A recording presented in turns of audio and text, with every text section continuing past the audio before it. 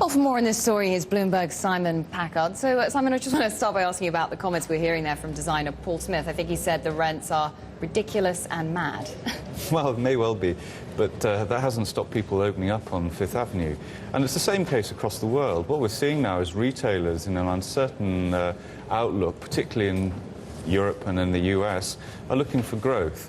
And it's often the case of them just planting a flag, having a flagship store, and then having an internet strategy behind that to drive sales. It's a question of brand, creating a brand. So we saw that, for instance, when Apple came over to Regent Street. We saw that when fast retailing went over to Fifth Avenue. And we're seeing the same thing over in Asia, and this is what comes out of the Cushman & Wakefield report today.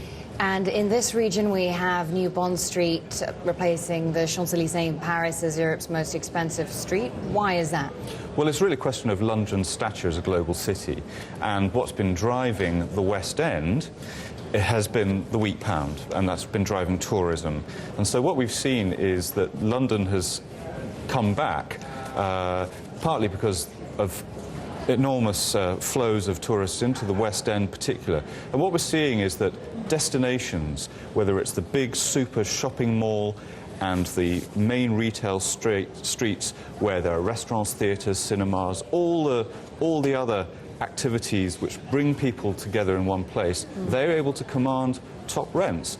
Now, it's a different picture if you go off to Cleethorpes, Stockport, and other parts of regional Britain. It's important to make this distinction, isn't it, between the cities, and particularly capital cities, and the rest of the country. And I suppose it's the same in the States, because Fifth Avenue in New York is not representative of the US.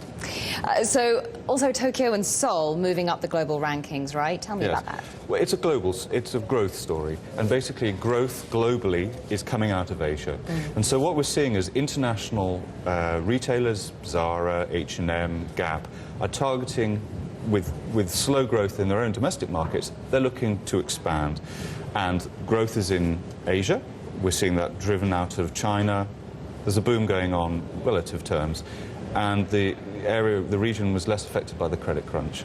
So what we're seeing is that they are moving over into these new markets, setting up their flagship stores with the same strategy that I outlined earlier. So we're seeing them pushing up.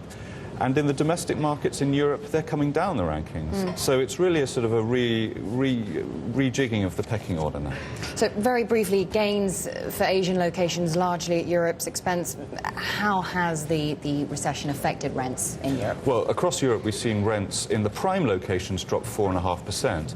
And what we're seeing is the emerging markets, we've seen Brazil, for instance, and the Asia, as I mentioned. We're seeing Vietnam leap to about 17th from 49th. We've seen Hong Kong retain that #2 spot, and we've seen Seoul come up into the top 10 for a change. Well, Simon Packard, good to speak to you.